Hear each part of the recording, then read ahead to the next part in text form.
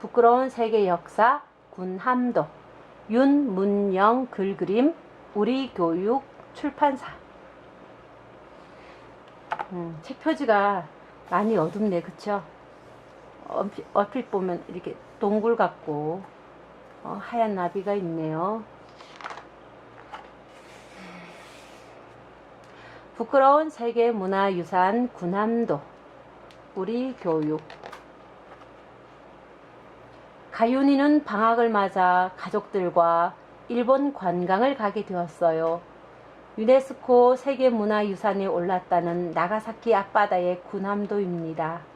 섬 모양이 바다에 떠있는 군함 같다고 하여 붙은 이름이지요. 일본은 이 섬을 일본 산업혁명의 상징이라며 자랑합니다. 그런데 과연 그럴까요? 이 섬에는 너무나도 가슴 아픈 역사가 숨겨져 있다는 것을 우리는 까맣게 잊고 있었어요. 가족들과 떨어져 자유롭게 섬을 구경하던 가윤이에게 이상한 일이 벌어집니다. 어디서 나타났는지 하얀 나비 한 마리가 신비한 날갯짓으로 가윤이를 안내하는 것이었어요. 나비를 따라가던 가윤이는 어느새 깊은 동굴 속으로 날아가듯 빨려 들어갔습니다. 오! 한참을 깊고 깊은 속으로 곳으로 날아들어와 정신을 차려보니 어둠 속에서 신음소리가 들리지 뭐예요? 아, 여기 사람이 있어요. 그쵸? 가까이 다가간 가윤이는 소스라치게 놀랐어요. 바위더미에 깔려 가쁜 숨을 몰아쉬는 남루한 차림의 소년이 천천히 나타난 거예요.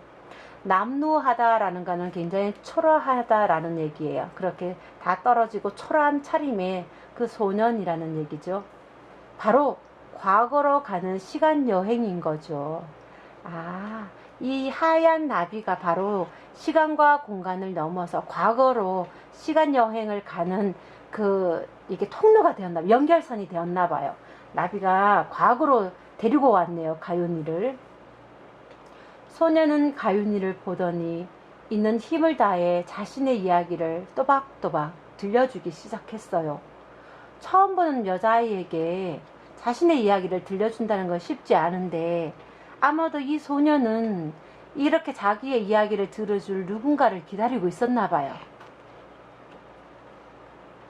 전쟁을 일으키고 미치광이가 되어가던 일본은 우리 땅의 어린 소년들까지 강제로 자기 나라로 끌고 갔어요.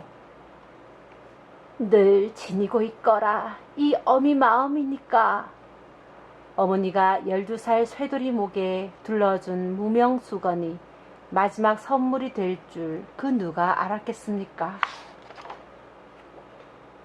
목적지도 모른 채 쇠돌이가 끌려간 곳은 바로 지옥섬 군함도였습니다.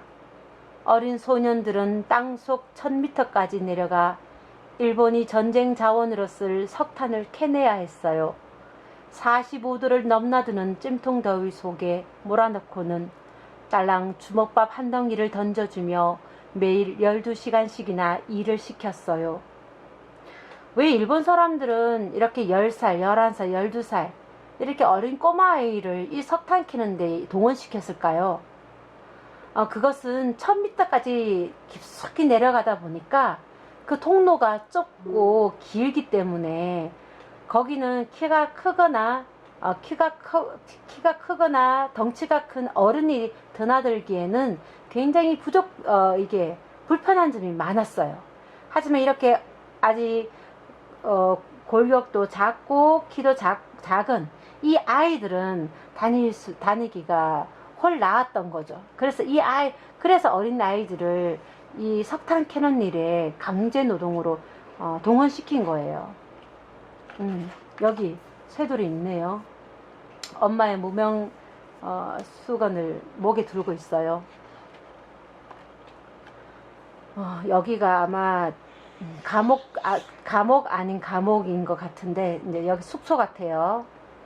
숙소 밭에 건물에 어머니 보고 싶어 라는 글자도 있고 배가 고파요 고향에 가고 싶다 라는 글자도 적혀 있네요. 이 소년들의 마음인 것 같아요.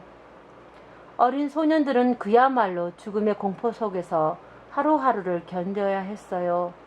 만약 여러분이 어디 캠프를 가거나 수학여행으로 어디를 이렇게 여행을 떠나도 하루 이틀 동안 이렇게 떠나 있어도 엄마 아빠가 보고 싶잖아요. 그런데 이렇게 언제 끝날지 모르는 이런 감옥과 같은 생활을 하면서, 지옥 생활을 하면서 엄마 아빠가 더 그리웠을 것 같아요. 두렵고 힘들고 고통스러워서 얼마나 많이 눈물 흘렸을까요? 그쵸? 콩나물 시루 같은 소년들의 숙소. 콩나물 시루 같은 소년들의 숙소라는 말은 빽빽하게 들어섰던, 한 공간에 빽빽하게 들어선 소년들이란 말인데, 그러면 여기에 끌려온 소년들이 정말 이렇게 많았다는 얘기예요. 한두 명이 아니란 얘기예요. 그 숙소에는 팔뚝만한 쥐들이 기어다니고 밤이 깊도록 여기저기서 훌쩍이는 소리가 끊이질 않았습니다. 중노동 끝에 걸레처럼 늘어진 몸을 끌고 땅굴 밖으로 기어나온 쇠돌이는 버릇처럼 어머니를 불러보곤 합니다. 칠흑 같은 바다를 보아도 어머니가 있고 밤하늘의 별을 보아도 거기 어머니가 있어요. 지금쯤 어머니도 저 별을 보고 계실까? 어머니! 어둠을 향해 소리쳐 불러보지만 파도는 으르렁거리며 목소리를 삼켜버려요. 쇠돌이와 소년들은 개밥보다 못한 주먹밥 먹은 것을 토해내느라 기진맥진했어요. 그저 어머니가 말아주는 김치말이 국수를 휘휘 저어 먹으면 원이 없을 것 같아요. 이것들이 여기가 어디라고 꾀병을 부려! 일본 감시병의 채찍에 피가 묻어나고 살점이 떨어져 나갑니다. 하지만 맞는 게 두려워 아픈 몸을 끌고 다시 일터로 내려갔어요. 죽었습니다. 이게 시체군요. 죽었습니다. 또 한 명의 우리 동포가 죽어나갔습니다. 참담한 하루하루를 견디다 못해 장작더미를 몸에 묻고 불을 지른 사건도 있었습니다. 폐결핵에 피부병, 온갖 질병 다 참아내다가 그만 바다에 몸을 던진 소년도 여럿입니다. 세상에 이런 개죽음이 어디 있느냐. 너희보다 못한 개고생을 하다가 끝내 이렇게 가다니. 석탄 가루를 뒤집어 쓴 야윈 얼굴들 사이로 눈물 가득 고인 눈알들이 번뜩입니다. 도망치자. 여기서 석탄 캐다가 깔려 죽고 맞아 죽느니 차라리 도망가다 바닷물에 빠져 죽고 말겠어. 쇠돌이 일행은 경비등을 피해 고양이처럼 방파제를 타고 조심조심 내려갑니다. 여기 있네요. 고남도의 불빛 환한 일본인 숙소에서는 고기 굽는 냄새와 함께 아이들의 웃음소리가 들려옵니다. 우리 조선인 숙소의 그 어둡고 침침하고 더러운 어떤 그런 분위기와 일본 숙소 고기 굽는 냄새, 웃음소리, 밝은 빛, 너무나 대조적이죠. 오늘따라 밤바람이 거셉니다. 그들 앞엔 헤엄쳐 건너야 할 죽음의 물살만이 기다리고 있습니다. 여기가 쇠돌이네요. 여친구들 일행들이고. 어때요 친구들? 쇠돌이와 그 일행들이 탈출에 성공했을까요? 성공했기를 바래요. 자 볼까요? 아닌 것 같아요. 구남도에 한번 들어오면 살아서 나간 동포가 없다더니 같이 탈출한 소년의 시신이 포대자루에 둘둘 말린 채 내팽개쳐져 있습니다. 쇠돌이는 두 손이 묶인 채 지하실 바닥에 나뒹굴었어요. 도망치면 어떤 꼴을 당하는지 똑똑히 보여주겠다. 밤새도록 이어진 갖은 고문에 몸과 마음이 너덜너덜해집니다. 그러고도 다음날 아침이면 막장으로 내려가 석탄을 캐야 했습니다. 한순간의 일이었습니다. 귀를 찢는 폭바람과 함께 우지직 버틴 목들이 부러지더니 몸이 성치 않은 쇠돌이의 몸뚱이가 튕겨나갔습니다. 바로 이 사건이군요. 쇠돌이가 바위덩어리에 깔린 사건이 이 사건이네요. 어떤 폭발이 있었나 봐요. 매캐한 가스 냄새와 바위 덩어리들이 날아들면서 갱도하는 어둠의 늪으로 빠져들어갔습니다. 무언가 아주 환한 빛이 번쩍하는가 싶더니 하늘을 뒤덮으며 거대한 버섯 모양의 구름이 솟아올랐습니다. 이게 뭘까요, 여러분? 사진으로나 그림으로 좀 이게 많이 본 것 같죠? 눈 깜짝할 사이에 모든 것이 숫덩이로 변해버렸습니다. 1945년 8월 9일 1945년 8월 9일 여러분, 뭔가 익숙한 숫자 아닌가요? 그렇죠. 우리 1945년 8월 15일이 일제강점기에서 이제 드디어 대한독립 만세! 하고 독립을 선언했던, 일본은 항복을 선언하고 우리나라는 독립이 된 바로 그날이죠. 그날을 앞둔 6일 전인가 봐요. 1945년 8월 9일 오전 11시 2분 무슨 일이 있었나요? 나가사키에 원자폭탄이 떨어졌어요.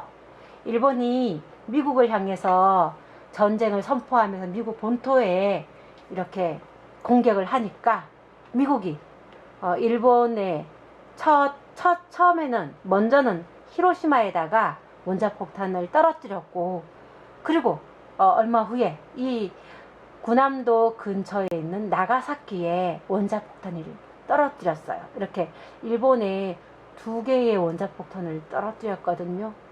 한번 들어오면 살아서는 나갈 수 없는 지옥섬 군함도. 일본은 우리 소년들에게 이 섬을 벗어날 기회를 딱 한 번 주었습니다. 그게 뭘까요? 죽음의 거리가 된 나가사키로 끌고 가 청소를 시킨 것입니다.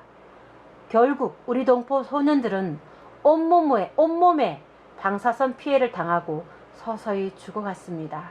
여러분, 방사선 피해는 엄청난 거예요. 우리 몸에 엄청난 질병을 일으키고요. 그 다음에 기형이 되기도 하고요. 피해가 엄청나거든요. 그래서 방사선에 몸에 직접적으로 이렇게 받으면 안 돼요. 그래서 방사선이 방출되는 곳에 가려면 보호복을 꼭 입고, 우주복을 입듯이 꼭 머리끝부터 발끝까지 입고 그러고 가야 하거든요. 근데 설마 우리 민족, 우리 소년들에게 그런 옷을 주었겠어요, 일본이? 그렇지 않죠. 그냥 맨몸으로 이 나가사키, 이 방사선이 피해가 큰 이곳에 청소하러 보냈다니, 정말 일본이 우리 민족, 우리 소년들에게 해서는 안 될 그런 엄청난 일을 시켰어요. 겨우겨우 말을 잇던 쇠돌이의 머리가 바닥을 향해 꺾입니다. 너를 만나게 돼서 다행이야. 너를 만난 시간은 짧았지만 기다렸어. 내게 남은 건 이것밖에 없어. 고마웠어. 쇠돌이의 목에 감고 있던 무명 수건을 힘겹게 풀어 가연이에게 건네주고는 차갑게 식어갔습니다. 억장 무너지는 한스러운 세월을 말해주고는 조용히 숨을 거두었습니다. 그리고 쇠돌이를 짓누르던 바위덩어리들이 날아오르면서 쇠돌이의 형체가 스르르 사라졌어요. 가윤이의 시간 여행은 이렇게 막을 내렸어요. 흰나비를 따라 길고 긴 터널을 올라와 밖으로 나온 곳은 군함도 한 구석에 버려진 작은 공양탑이에요. 우리 동포 직룡공들의 넋을 위로하는 탑이 초라하게 버티고 있었습니다. 가윤이는 새두리의 무명 수건을 공양탑에 두르고는 애써 울음을 삼켰어요. 가윤이는 무슨 생각을 했을까요? 울지 않으려고 멀어져가는 군함도를 피해 눈길을 돌리지만 어느새 가윤이의 눈시울이 촉촉히 젖어듭니다. 우리는 기억해야 합니다. 군함도는 일본의 부끄러운 과거를 비추는 역사의 거울이라는 것.